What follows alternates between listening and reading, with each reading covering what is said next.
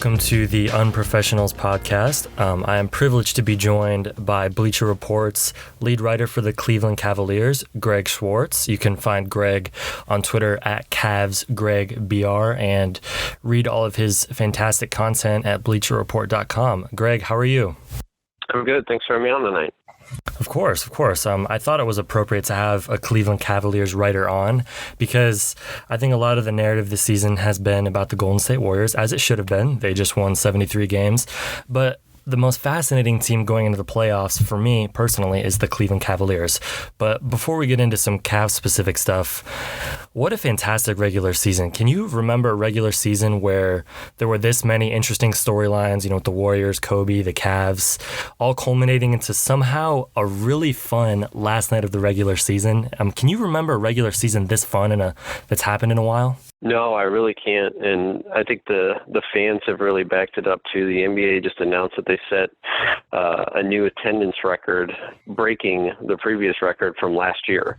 So obviously the viewership, the excitement surrounding the NBA is really what probably you could say at an all-time high, and that's been reflected into the TV revenue that's affecting the salary cap in the coming years. It's really it's a great time for the league. It's a testament to what former Commissioner David Stern was able to do, increasing the league's popularity and its global outreach. And I think Adam Silver's done a fantastic job as well as the new commissioner. And really, it's only growing and becoming more popular around the world. And with today's technology, you can be anywhere in any number of countries and be able to watch the NBA and see the stars that play every night, no matter where you live. And I think that's really helped the brand, and it's helped the excitement, and it's helped the growth of the league. And it's a great time to be a fan of the NBA for sure. I totally agree with you, especially giving some respect to David Stern, a commissioner who is often made fun of, and, for good reason. He was an interesting fella, but he did a great job, like you said, at culminating the league's popularity. And Adam Silver is probably the last standing commissioner in the major sports who, without a major tarnish on his back to where people can throw criticism at him. So he's done a fantastic job so far as well. What were your thoughts on Kobe's last game? It's SportsCenter's given it an ungodly amount of coverage, as it should. I mean, Kobe's one of the best players of all time, and he somehow managed to put up 60 points on 50 shots in his last NBA game. Just quickly, what were your thoughts on his last game specifically, but also, just what were your impressions of his career overall and this weird little farewell tour that he had when he told us he was never going to have a farewell tour? Yeah, I mean, you look at Kobe, and I think part of what makes him so fascinating is he ties into so many other different legacies. You know what I mean? Like, even as good as LeBron is, he never played against Michael Jordan. They missed each other only by one season. And you had, Kobe come in the league at age 17, kind of represented that wave of stars that came in straight from high school there for a while in the late 90s and early 2000s. And you could tie in his career, with Michael Jordan and him copying so many of his moves. And, you've had NBA players come out today and say, look, he is our generation's Jordan, because so many guys today, if they're around my age of 28 or even in their 30s, they grew up really in the 90s, and a lot of them were kids when Jordan was on TV, and they watched him, but you couldn't fully, I don't think as a kid you can fully appreciate greatness at that age. And now, they're growing up in their 20s and even their late teens, and they got to watch Kobe. He was their MJ. He was the dynamic shooting guard that could score in so many different ways. 5 championship titles with so many different teams. Just such a polarizing athlete. You know what I mean? Like, not he hero role. He played the villain role. He was kind of all over the spectrum. But one thing you could never question about Kobe was his work ethic and his passion for the game. And, not every NBA player, from my limited time in an NBA locker room and being around the Cavs and being in visiting locker rooms too, not every player is in love with the game. They might be in love with the lifestyle. They might be in love with the recognition and the fame and the fortune that goes along with it. But not every NBA player is in love with the game. And you could say that about any professional sport. And Kobe was not just in love with the game. He was obsessed with the game. And that's what brought him 5 championship titles. That's what drove him, apart from teammates like Shaquille O'Neal, who, at times wasn't always in love and obsessed with the game. And I think he was just such a polarizing player to watch. I saw him this year in his final game in Cleveland, and it was just remarkable how many people, in Cleveland, you're thousands of miles from, Los Angeles, so many people in Lakers jerseys, so many people, it was the loudest ovation I've ever heard for an opposing player at an arena ever. Anytime Kobe made a shot, people in Cleveland went nuts. And it was like, wait a minute, there's still a game going on. Like, we're still trying to beat them. And it was just, he was so, it was like watching a movie, really, in his last game in Cleveland. And I suspect that's how it was in person last night in Los Angeles. Just one of the best scorers, one of the best players in NBA history. And I think we'll all miss watching him play. I totally agree with you. I think it's interesting you commented about one of the loudest ovations for an opposing player that you can remember hearing. And I think that's reflective of what you initially talked about, was that for people in their, mid to late 20s and even a little bit into the 30s, Kobe Bryant was the formative player that we all fell in love with as we were growing up. And as we appreciated the NBA, he was maybe, there were years here and there where he wasn't the best, but consistently it was Kobe and the Lakers. And whether it was even in their years where they were down and he was just chucking up shots, or the years with Shaq, or the years later on with Powell and Andrew Bynum, but he was this iconic killer. And for me personally, he was the dude that, I impersonated on, in my driveway with the basketball. There was something, I guess it was the same thing that made Michael magnetic and attractive for so many basketball fans in the generation before us, was that there was something admirable about this player who didn't care about his on-court relationships with other players sitting across from him, or even, to his downfall, some of the players on his own team. And that was something that people our age really admired. And so I think that's a pure reflection. And not only how people have appreciated him this year, but how people look back at him, even though he had a lot of negative moments. But, when people retire, we choose to see the most positive moments most of the time. And I'm glad that's how it's ending with him, despite his weird last season. Did this weird farewell tour where he tried to, be liked and acted like his relationship with Powell was always good and all that other stuff, did that stuff hurt his legacy for you? Or is this just something 20 years from now, we're not even going to talk about Kobe's last season? No, I think it was a really interesting final chapter. I mean, going into the year, nobody expected the Lakers to be good. You know what I mean? They made a couple signings. They brought in traded for Roy Hibbert, and signed Brandon Bass, and drafted D'Angelo Russell. And, you might have thought they were going to be better, but nobody expected them to make the playoffs or be good. It was kind of like, let's not be terrible. That was kind of like the goal. Like, let's not be terrible. And to be honest, they couldn't even achieve that. But what you saw a different side of Kobe Bryant. I feel like you saw a vulnerable side. He wasn't just this, snorting, angry, I'm going to, kick your butt every time I see you type of guy. He was very down to earth and just very relaxed. And I know, watching, some of his former teammates on TV, they've said, like, this is the most I've ever seen Kobe Bryant smile. Like, he might not be enjoying how bad his team is, but he's kind of enjoying the process. He's made peace with it. He knows that it's over with.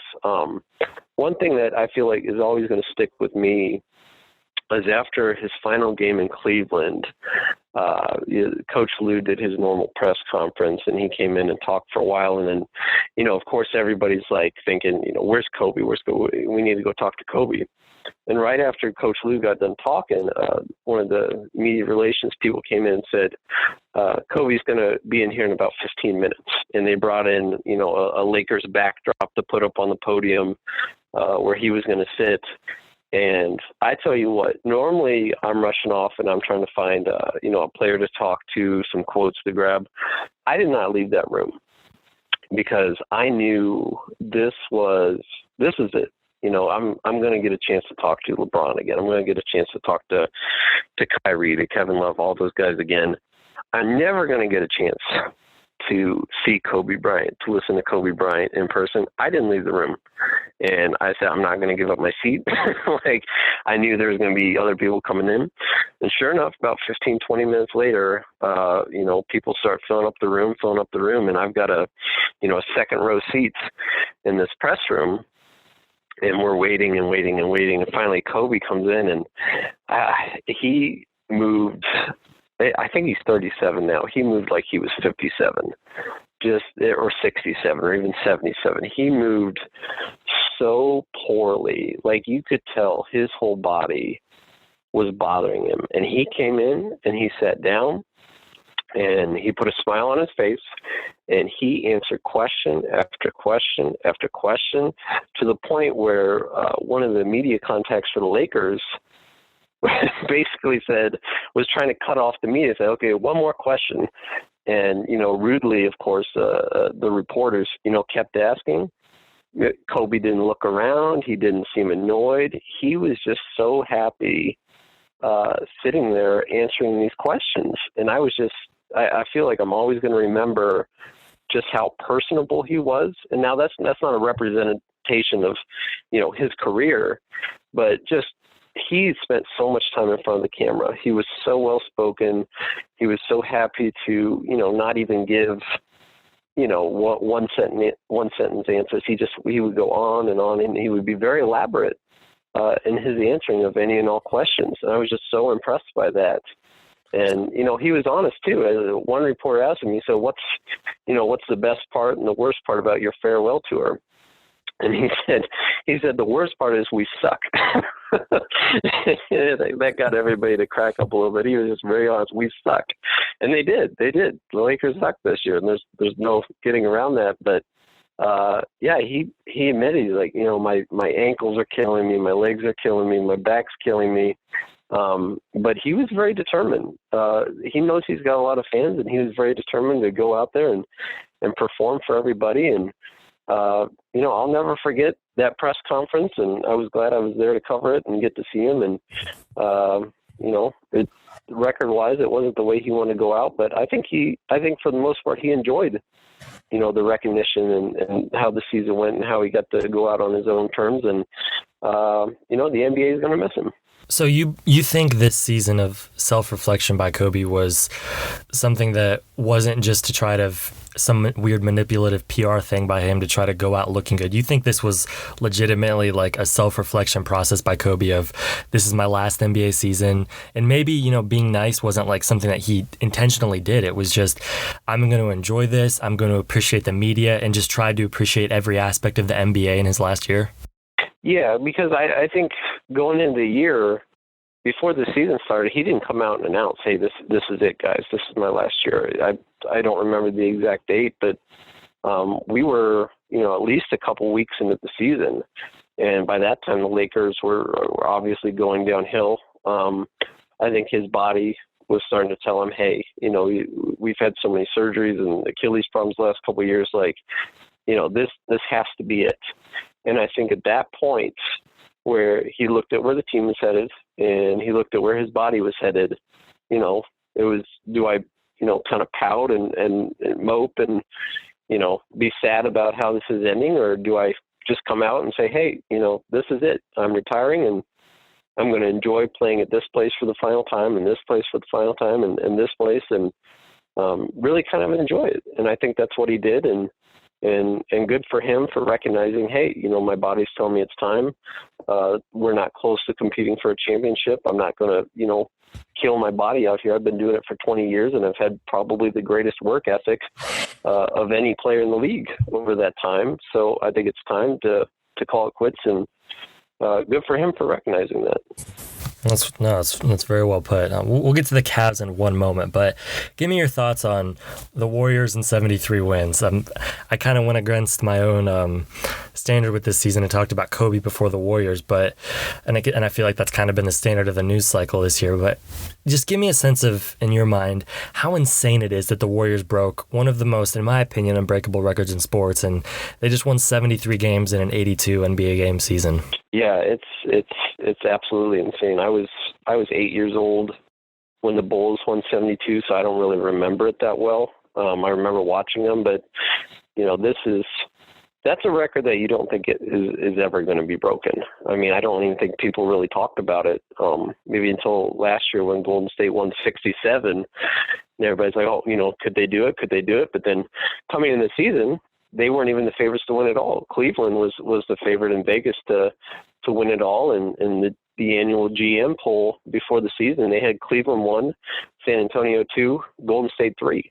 They weren't even in the top two teams expected to win the title. So for them to come out and set the all-time win record is absolutely remarkable, because I think what's crazy is they could have been better, because if you look at, they swept Cleveland, they dropped, I believe, one game to San Antonio, but they lost to some bad teams. They lost to Milwaukee once. They lost to Detroit. I think they lost to Denver once. There was some nights and some games where they really shouldn't have lost, and that kind of put the pressure on them at the end. So is it totally insane to think that they could win more than 73 in the future? I don't think it's going to happen, but how many people thought they were going to win more than 67 games this year and win 73? So it's something that, you have to watch them for the foreseeable future, because you look at their core with Curry and Klay Thompson and Draymond Green, Harrison Barnes. These are guys that probably haven't even hit their prime yet. They're all around their mid-20s. So what's insane is they could get better over the next 3 years, and then there's always a chance that they could, sign Kevin Durant this summer. So it's not impossible to think that they could actually improve on their 73 wins, which is absolutely insane, like you said, in just an 82 game season. Yeah, definitely. So moving on to your team, the Cleveland Cavaliers, one of the narratives with the Cavs early in the season and throughout the season was that this is just business as usual for the Cavs and LeBron teams. In the Eastern Conference, they can afford to have some lackluster games and still get in the high 50s, still get the 1 seed.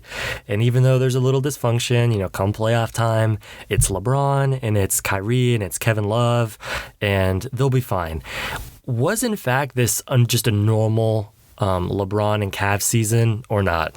Well, it's tough to say, because it's kind of been a constant trying to figure things out the past 2 years with LeBron coming back, and we're 2 years into the Big Three experiment with Kevin Love and Kyrie Irving, and I still don't think it totally works. If you look up at lineup numbers, lineups with Kevin Love and LeBron are great. But when you put Kyrie in there, like the Big Three supposedly is actually like the 6th best 3-man lineup on the Cavs. A 3-man lineup with LeBron, Love, and either Matthew Dellavedova or Tristan Thompson has been far better than the 3-man lineup of the Big Three, which is crazy to think.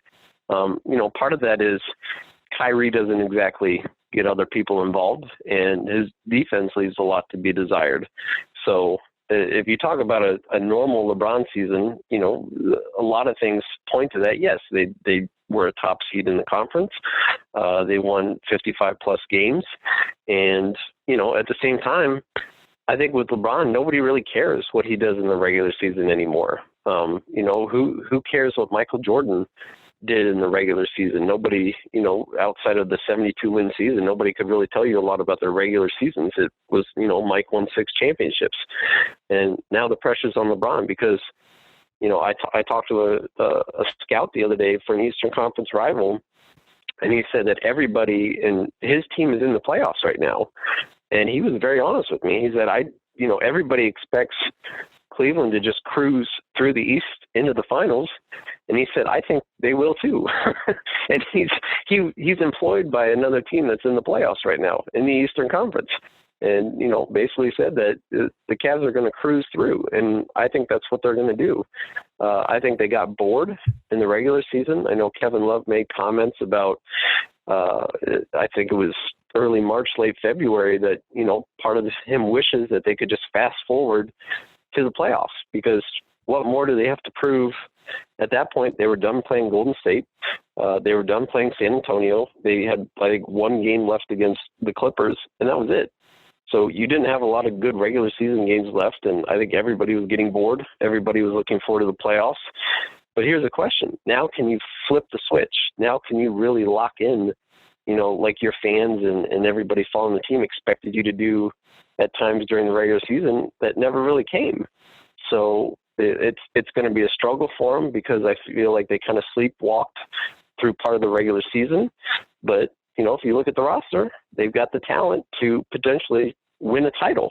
So it's going to be very interesting to see how they come out against Detroit now, and how they set their tone, preparing for the rest of the postseason, because they have the talent, but so far they haven't put it all together in the regular season. You talked about the Cleveland Cavaliers Big Three, and one of your recent pieces was why the Cleveland Cavaliers Big Three is still not working. So is the main reason it's still not working is that Kyrie Irving isn't a ball distributing point guard first off the bat? Is it, Kevin Love and LeBron both like to play at the top of the key? Or is it just a combination of all these weird things that are culminating in a seemingly dysfunctional Big Three that everyone thought would win multiple championships?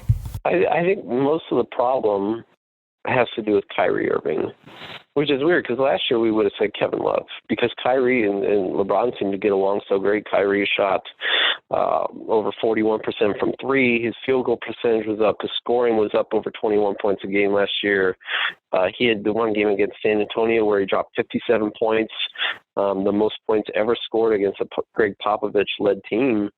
And you look like they were a perfect combination. And, obviously Kyrie had his knee issue, blew out his kneecap in game one of the finals.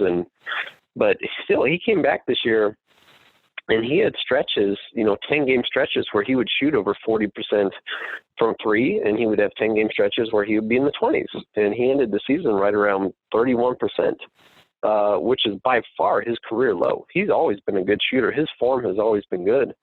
And, he won the three-point contest at the All-Star game a few years back.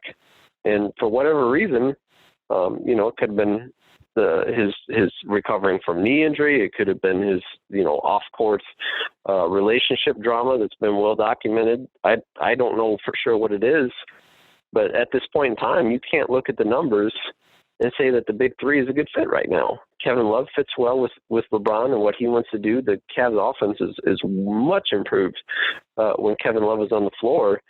Kyrie Irving had a negative on-off rating this season. Offensively, he helped them. Defensively, the team's defense was so bad when he was on the floor, for as good as he is, as talented as he is offensively and with his ball handling, for the Cavs to be better when he didn't play, very scary. And Matthew Dellavedova had the second highest on-off rating on the team, behind LeBron James. So, if you look at this team, it still has to be built around LeBron. Kevin Love's locked in for the next 5 years. But I think, especially if you don't win the title, I think you take a long, hard look at potentially trading Kyrie Irving this summer. And I think his value is still high. You could get something back for him. And when I talked to the one scout about it, I asked him, I said, these are my thoughts. Do you agree with that? His first word was absolutely. Yeah, I think they could trade one of the Big Three members. And he agreed. He thought it could be Kyrie too. And, it's something that could very well happen. But then again, if they go out and they win if they get lucky and they win a championship this year, you won't see a big shakeup like that, and they'll keep their core intact. You mentioned getting lucky and winning a championship. Based off of all the things you just mentioned about the Cavs' dysfunction on defense when Kyrie's on the court, why should anyone think that they could win a title against the Warriors or the Spurs? I think a lot of it has to do with, you look at their path to the finals and you look at the Spurs or the Warriors' potential path.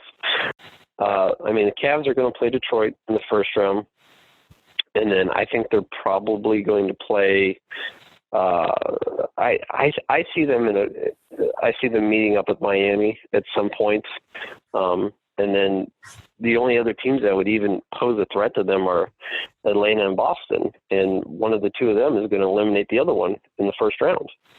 So really, they have a pretty easy, I don't want to say easy, but they've got a pretty favorable schedule going to the NBA Finals. Because if you look at last year, they were the 2 seed, and Atlanta was the 1 seed that won 60-plus games and was the heavy favorite. And Cleveland swept them in the Eastern Conference Finals. It wasn't even close. LeBron, and that was without Kevin Love. So it was really remarkable what this team was able to do once they got in the playoffs and they were focused. That being said, if they can, sweep a round or two, or I don't think they'll sweep all 3, but if they can sweep even 1 round, they get some extra rest. Golden State's path, or San Antonio's path, gets remarkably harder. The first round, it'll be easy for both of them. Golden State's going to sweep Houston in the first round. That won't even be a series. But after that, they're by all accounts probably going to meet up in the Western Conference Finals. And before that, one of them is going to have to play Oklahoma City. One of them is going to have to play the Clippers. In either one of those series, that could go to 6 games. And then if you look at the conference finals, I don't see either Golden State or San Antonio beating the other team in 5 games or less. I think that's a series that goes at least 6 games. And those are both elite defenses, both very, very good defenses. So when you have Curry battling in a 6-game series against, Kawhi Leonard and Danny Green and all these good defenders for the Spurs, and then you have on the other side the Cavs in the Eastern Conference against, let's say the Atlanta Hawks, and Cleveland could potentially sweep them again and get those extra days off of rest. That's a huge advantage, especially if Curry, comes up with some sort of injury, or Draymond Green comes up with some sort of nagging injury that somehow hampers them. That could be a huge disadvantage to them. And look, I'm picking Golden State to win it all. I picked Golden State to win it all before the season started, and I said it would be a rematch, and the Warriors would beat the Cavs in the finals. But you never know. Crazier things have happened. I think the biggest thing that Cleveland has going for them is Golden State and the Spurs are going to beat up on each other in the Western Conference Finals. Fatigue could potentially set in. The Warriors didn't even get the rest of their main guys because they were going for the record. Cleveland's big 3, they played on Monday. They're going to have Tuesday, Wednesday, Thursday, Friday, Saturday off before they even have to play their first round game on Sunday. So right away, Cleveland comes in with a huge advantage in terms of rest. And, that's really their main advantage against what's going to be a heavily favored, likely Warriors team in a finals rematch. You've been around this team. You've seen their ups, you've seen their downs, and you've seen the coaching change, which surprised many people. Not those who are close to LeBron, because it was well documented that LeBron was not a huge fan of Blatt. But have you seen a big difference between the two coaches? Because personally, I know there are some stats that will favor either side of that argument, but just being around the team and the vibes, does it feel like, LeBron and his guys, they got their man, like Tyronn Lue is the guy they wanted from the beginning? And do you really feel like that there's a big change between the two coaches? Well, you could look at that in one of 2 ways. You could look at it in the analytics department, where their pace is, as much as Ty Lue talks about pace, their pace really hasn't increased that much. It's gone from about 95 possessions per 100 minutes, or per 48 minutes, to 95.5 possessions in that same amount of time. So their pace really hasn't gone up, and that's something that Lue's talked about. I feel like recently Kevin Love's been much better. I feel like LeBron, in his last 9 games to end the season, he was averaging 28 points, 8 rebounds, 8 assists. Is that because of Ty Lue, or is that because they've been more aggressive? I like to think it's because they've just been more, and I don't really think that has anything to do with the head coach. I think that's up on each player to determine how aggressive that they want to play. Now, if you look at record-wise, they were better under Blatt. They went 30-11 under Blatt. So they were actually worse under Ty Lue record-wise. But if you look at locker room, if you look at guys' emotions, I'd say that they've been better under Lou. I don't think it's been a complete role reversal. The one game that sticks out in my mind is they had I believe it was a December game in Brooklyn against the Nets, and they beat them, and which most teams did to Brooklyn this year. And I wasn't there. I had a friend who covers the game for the local media, and he said that it was the most somber, like joyless, winning locker room he had ever been in. He said it was like, he told me it was weird, like how like disengaged this team won. You would have thought they lost by 30 points, and they had come out and won. And was that David Blatt's fault? I don't know, but clearly something was going on. Clearly something was wrong amongst the team. And since that's happened, I'd say, at least the locker rooms that I've been in Cleveland have been very good, have been very positive. I spoke to Channing Frye shortly after he got traded to the Cavs, and one of the comments that he made that kind of stuck with me is he said, I'm getting used to how much stuff gets blown up around here, or how much, the media or whoever else makes a big story out of nothing. And I think that's going to happen on a team with LeBron James. But he also said, he's like, this is a good locker room. He said, I've been in some good locker rooms, and this is a damn good one. He said, this is right up there with, some of the best ones I've ever been in. And, this is a guy that didn't start here, is coming in, can only, go off his observations, and he had nothing but good things to say about it. So, if you look at those two different factors, I say Ty Lue has made an overall improvement.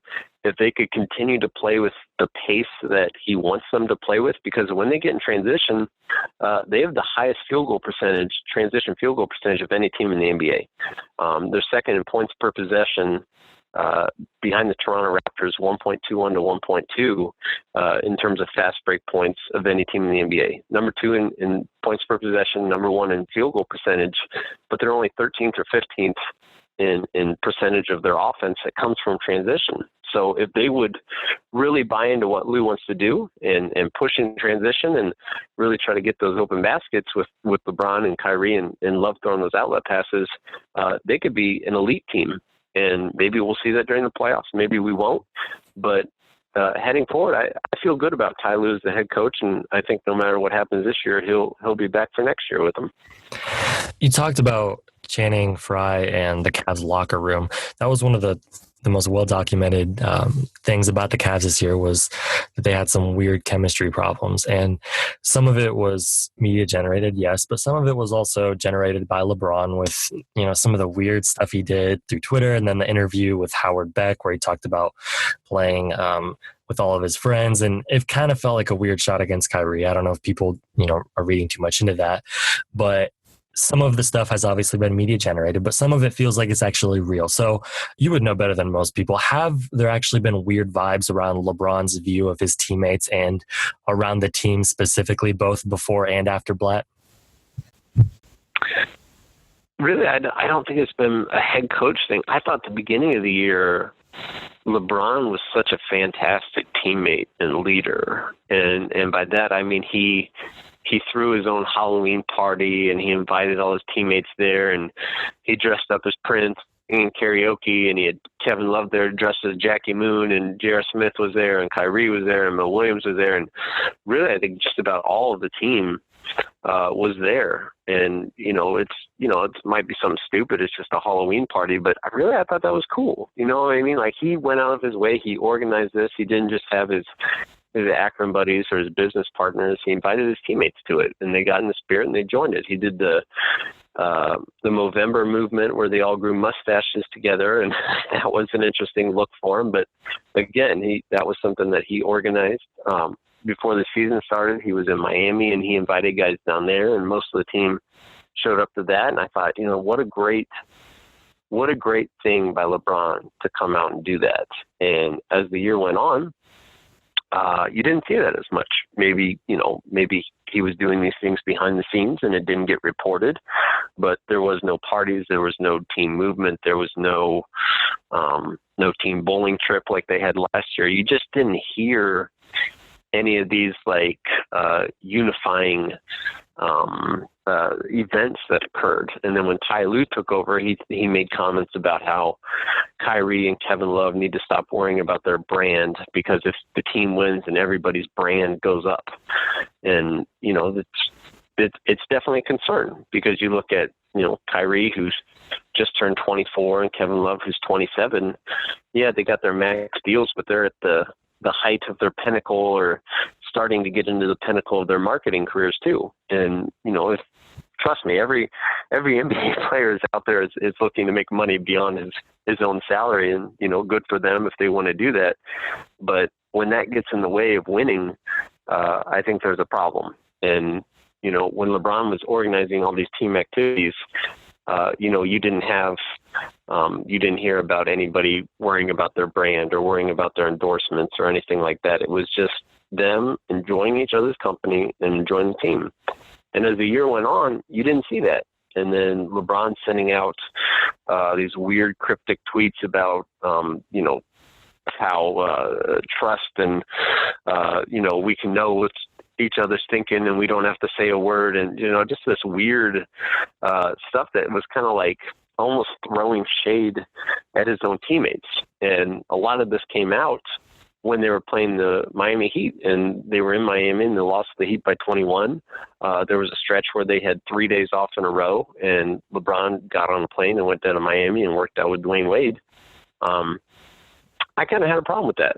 And, LeBron doesn't care about my opinion or your opinion or anybody else's opinion, really. But I feel like you work out with your teammates during the season. If you want to train with Dwayne Wade in July or August or early September, do it. If you want to vacation with him, if you want to get your kids together, do it. But when your two teams could arguably be the top two in the conference, and you've lost to them already this year, and you're flying down and working out with one of your team's biggest rivals, I kind of had a problem with that, and it just rubbed me the wrong way. And I think the Ty Lue and David Griffin, the GM, addressed that with him and sat down and talked to him about it. And really, since they did that, his numbers have been insane. His scoring, his rebounding, his assists, his shooting percentages, they've all been through the roof.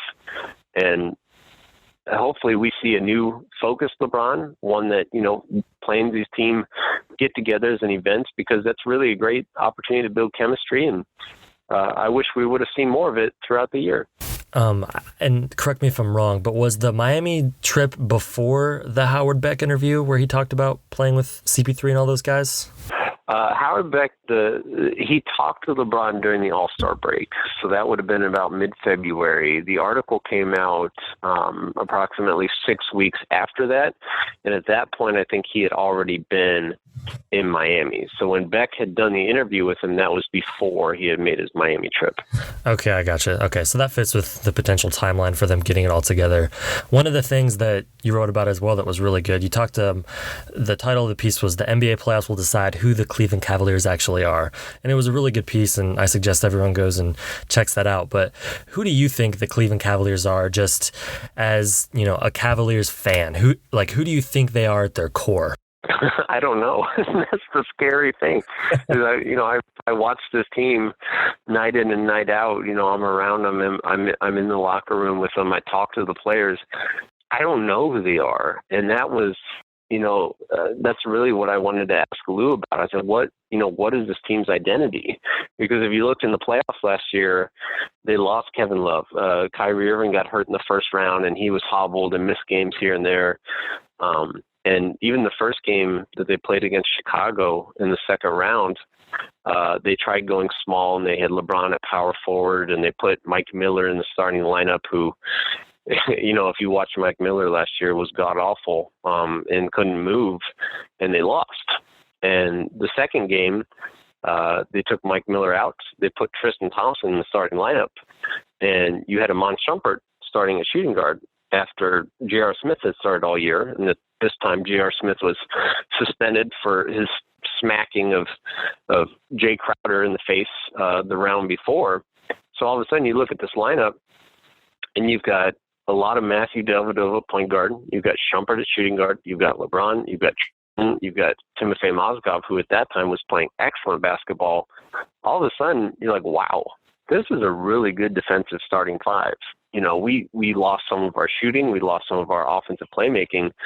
But finally, we know who we are. We're a defensive team. We're going to slow the pace down. We're going to grind out possessions. We're going to let LeBron be a playmaker. We're going to do all this. And finally, they had their identity, and it led to them, winning 10 of their next 12 games. And they took 2 of the first 3 against the Golden State Warriors by playing their pace, by slowing it down, by controlling the tempo with their new identity. And I feel like this year we've been searching for that identity. They were good defensively when Blatt was there and Ty Lue was the defensive coordinator. They've slipped quite a bit since Lue became head coach, but their offense has always been top 5. And right now, I think that is, if they have an identity, they can be offensively dominant at times, especially when they move the ball and they get people involved. Defensively, they don't have a rim protector. They don't have an enforcer, as they like to call it, but they do have some good perimeter defenders. So Ty Lue, in that article I wrote, Ty Lue had said and quoted that he thought that their identity now is to push the pace and get out in transition. But he said, we need to form a defensive identity, and we need to do that, as quickly as possible. Right now, we're not there. But come playoff time, that's what we need to do. And I agree with him. But can you do that with Kyrie Irving and Kevin Love getting big minutes? I don't know. And that's what really we're going to have to watch come playoff time for the Cavs. One of the things you mentioned was how well they were playing last year in the playoffs until the last few games of the finals, when it really felt like the Warriors had gotten over their nerves and were playing up to their potential. It really did feel like the Cavaliers had figured it all out in the Celtics series before some of the stuff happened. It felt like LeBron and Love and the rest of the team had found a way to mesh together and to really play a solid style of basketball that we had been waiting for all of last year. And then even after they lost to the Warriors, it was, Kyrie and Love were hurt, and hopefully they can still build off of what they had accomplished in the first few rounds of the playoffs with playing a cohesive style of basketball. Why do you think that they just weren't able to roll that over into this season and pick up where they left off in the Celtics series? Well, a lot of it was, they started the year and Kyrie hadn't returned from his surgery yet. Amon Shumpert was out. He had just had wrist surgery before the start of the season. So they didn't have 2 key guys. So you couldn't fully form your team. You had Mo Williams starting and playing big minutes. At that time, Anderson Varejao was part of the rotation. So the team definitely changed throughout the year. With Irving coming back, with Shumpert coming back, J.R. Smith missed some games at the beginning of the year. Obviously you had the trade. You traded Varejao. You got Channing Frye back. You tried to work him into the rotation. Another big part was Timofey Mozgov. He's looked so bad this year. He's hasn't looked confident. The Cavs with him on the court are like a -8 per 100 possessions. It's really been awful. What he was last year and what he's become, and that's kind of led to a flip-flop in the starting lineup. We've seen Mozgov, we've seen Thompson. They've gone back and forth. Finally, the coach Lou's come to his senses and said, "Okay, we're going with Tristan as our starter, who's he's a little bit undersized for a starting center in the NBA, especially against Andre Drummond and some of the other big men they're going to play, but he's better overall, and he makes the team better, and numbers back that up."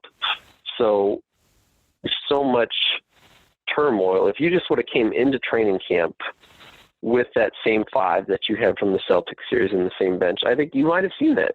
You definitely could have seen that, but because you had so much roster shakeup and guys coming back from injury, I feel that really hurt them. And all year they've kind of been playing catch up with finding the right rotations and the right combination of players. And I'll tell you, that's one thing that the players really did not like about David Blatt was he wasn't consistent with his rotations. There was the Christmas Day game against the Golden State Warriors He all of a sudden changed his rotation, didn't tell anybody, didn't play Richard Jefferson for like the first time all year. That kind of rubbed veterans the wrong way. And that's one thing Ty Lue's done a better job of. And he's told me this year is, he sat down with Mo Williams and at the time Verjao and, told him, you're not going to play every night. And I'm just being honest with you. And, if there comes a game or I see a matchup that is coming up on the schedule that I feel like I can use you, I'll give you a heads up about that. And, Mo's kind of came out and said, as a veteran, as a man, I respect that because, that's better than not knowing what your role is and not knowing what to expect, even if the answer is something that you don't really like, you can at least respect a coach that comes in and lets you know about that. So, that's one of the other advantages that Lue has over Blatt was probably communication with his players. That's an interesting perspective. I hadn't heard that before.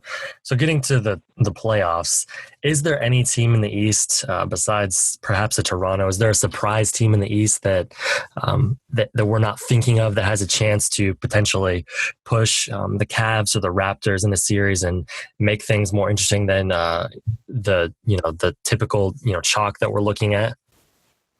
Oh, yeah. Miami scares me. Miami scares me a lot. Coming into the year, I put them as number 2 in the East. They finished number 3, and this is a team that didn't even make the playoffs last year. As I said, Hassan Whiteside is a dominant defensive force when he wants to be. The NBA's leading shot blocker this year at center. How nice Miami, who searched years and years for a center with LeBron and Dwayne Wade and Chris Bosh there, who, tried everybody from Joel Anthony to Eddie Curry at center and just needed anybody there.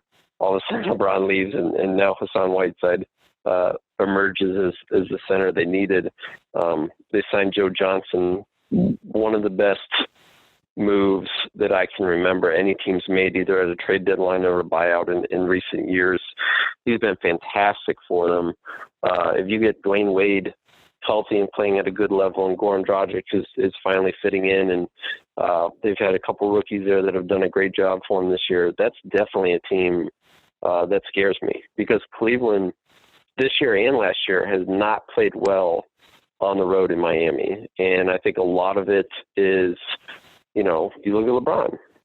This is a team that lives and dies by what LeBron's going to do. And, it's got to be a little bit emotional for him to go back to Miami and to play Miami and to face his former Heat teammates, especially his best friend in Dwayne Wade.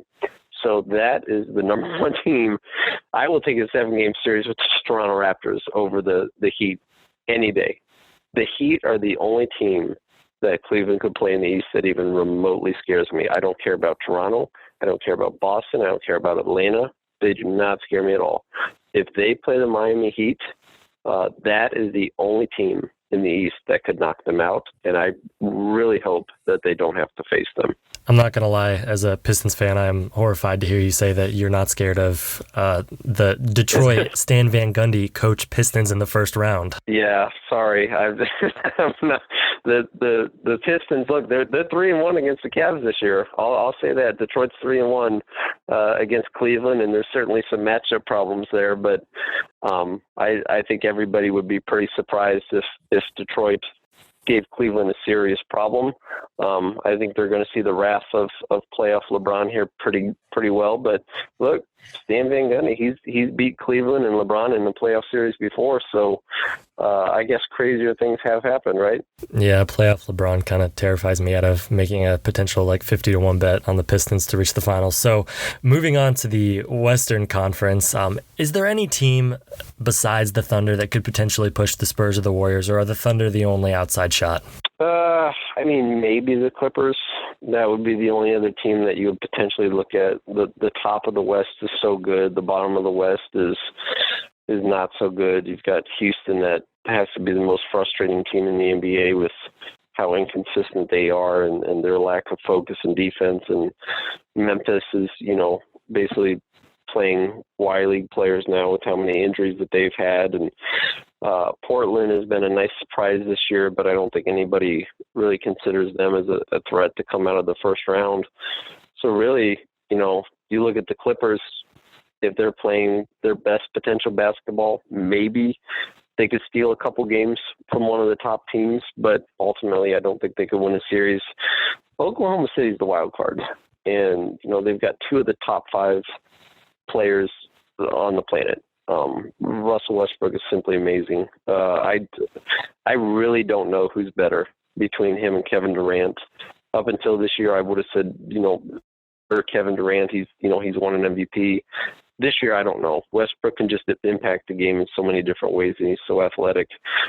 He could present a matchup nightmare for Curry, who's, he's not a great defender. For everybody who talks about how good offensively is, he's not a great defender.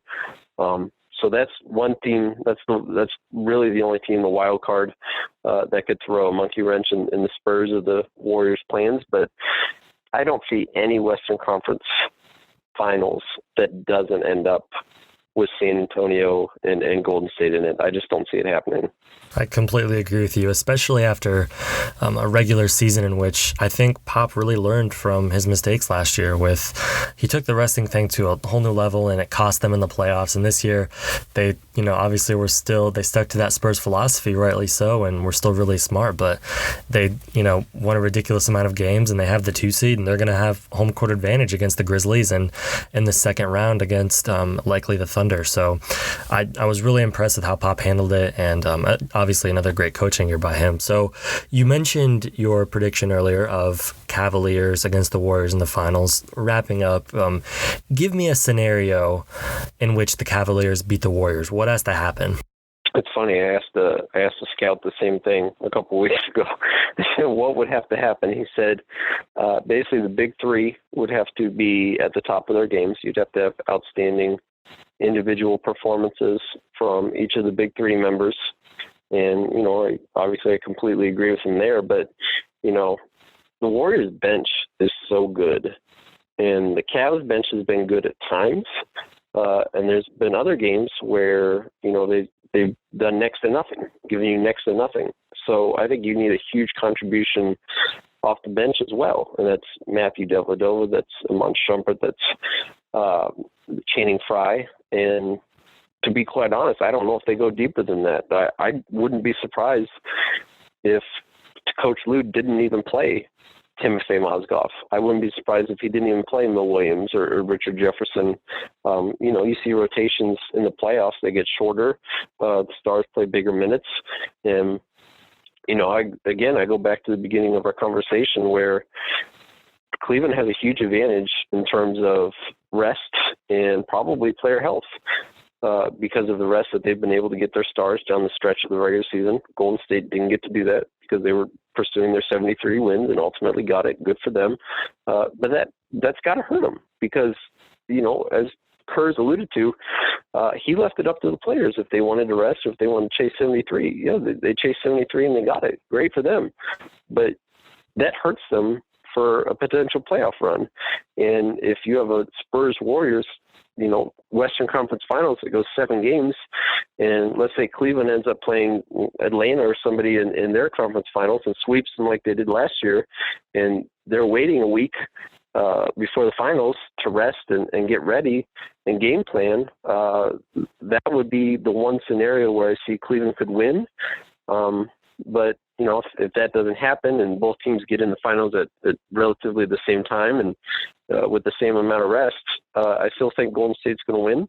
I'm going to stick with that season prediction that I made before the year started, and I think Cleveland will make it close. They'll make a good series, 6 or 7 games, but ultimately I don't see anybody beating the Warriors this year. I totally agree with you, and unfortunately, before the season, my prediction was that the Clippers were going to win the NBA championship. So people should pay attention to your opinion much more than mine. And to find Greg's opinion, you can follow him on Twitter at CavsGregBR, and you'll recognize him by his fantastic picture of Zalgiris Ogauskas pumping his fist, and the veteran Cavs team that we all fell in love with back in the day. So, Greg, we will all read your fantastic writing on Bleacher Report, and thank you so much for joining us. Okay, thanks for having me on. Appreciate it. Just before we head out for this episode of the Unprofessionals Podcast, I wanted to talk a few minutes about the absolutely incredible Champions League thus far. And I'm not going to talk about the semifinal matchups that were announced for early Friday morning, but I just want to talk about the actual games. The quarterfinals of this year's Champions League have been immaculate for multiple reasons. There have been upsets. There's just been great quality coaching and really tactically well-played soccer. But the main reason is the games have just been great. Obviously, here in the United States, the games happen in the middle of the day, so it's been nice just to record them and then come home after work and watch them, staying off all the social media and to avoid being spoiled. So the four games, or the four matchups, were Man City against PSG, Real Madrid Wolfsburg, Benfica versus Bayern Munich, and Atletico versus Barcelona. So starting off with Man City and PSG, Man City obviously goes through. It was really an impressive performance by Man City on one level, and on the second level, PSG choked big time. I'm not really sure why they changed their formation to a back three in the second game. It really put them at a disadvantage because in the first game, even though Man City tied at 2-2, I thought that PSG overall played pretty well. I wasn't extremely impressed, but yet they didn't really mess anything up, and they set themselves up for, the possibility of a semifinal berth, which would be huge for them.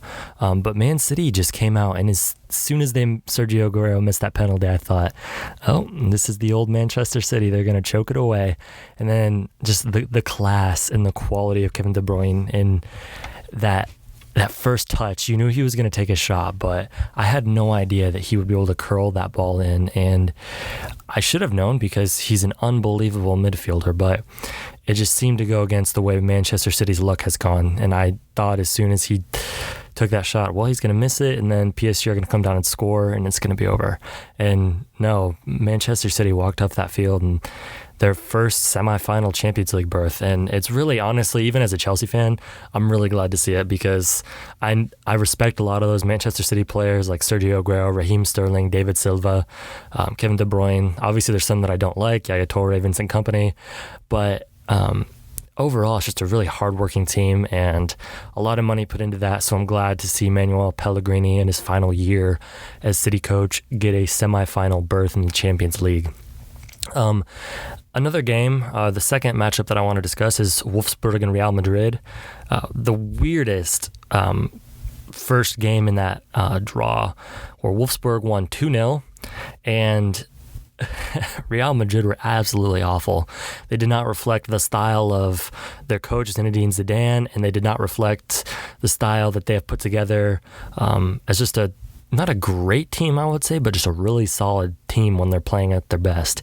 And of course, in the second leg, Cristiano Ronaldo with the hat trick, and he just looked on point the entire game. He had the eye of the tiger, which he usually doesn't have, except when he's, posting pictures of himself in his underwear. He doesn't have the eye of the tiger, but he was on fire in this game. He's so talented when he chooses to be, and it was a one-man show.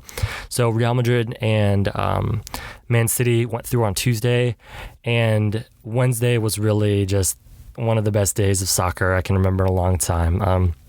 First off, Bayern Munich and Benfica drew 2-2 to put Bayern through an aggregate of 3-2 since they got the 1-0 victory on April 5th. Not really much of a surprise there. Bayern, it didn't seem like they were playing up to their full potential, nor did they really care too much. I guess they weren't really scared of Benfica that much, honestly. But where the Champions League really shone was in the Atletico Madrid-Barcelona matchup. The first leg of that...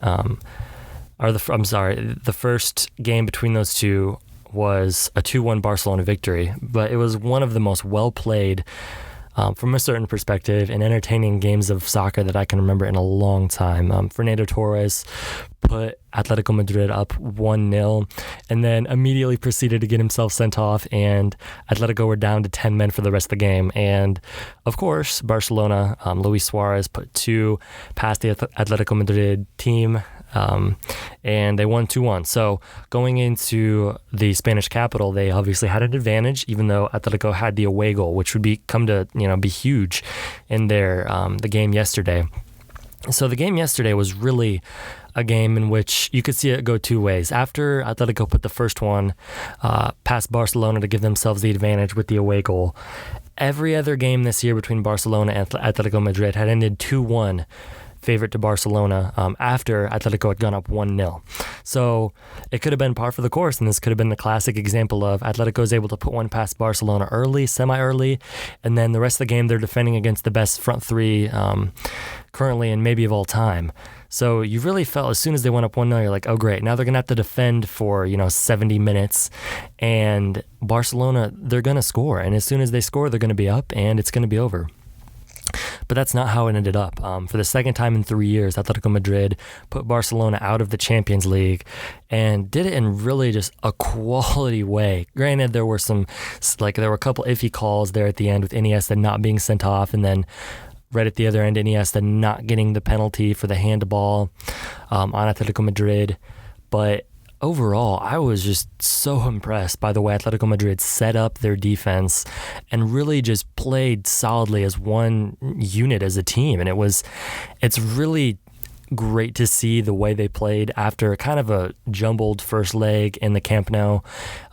They made a few mistakes, and obviously Fernando Torres was sent off to put them down a man and really put them at a severe disadvantage. But an unbelievably just well-played game by Atletico Madrid to knock out last year's champions and the team that was the favorite for most people.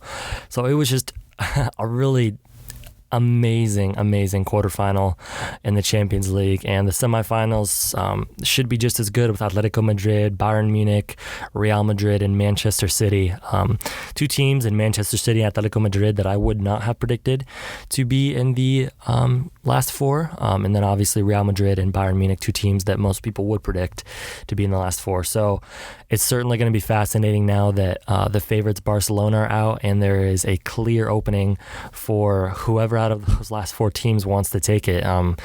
And it's really going to just be about who plays the most disciplined soccer and who can put together the best 180 minutes between the two legs. And honestly, if I had to pick a favorite right now, I would have to lean heavily on Atletico Madrid, because even though Bayern Munich and Real Madrid have all the stars, they just haven't looked great so far. And gosh, I know Barcelona have been on a bit of a cold streak recently, but if Atletico Madrid can stall Barcelona like they did, why can't they do the same to Real Madrid and Bayern?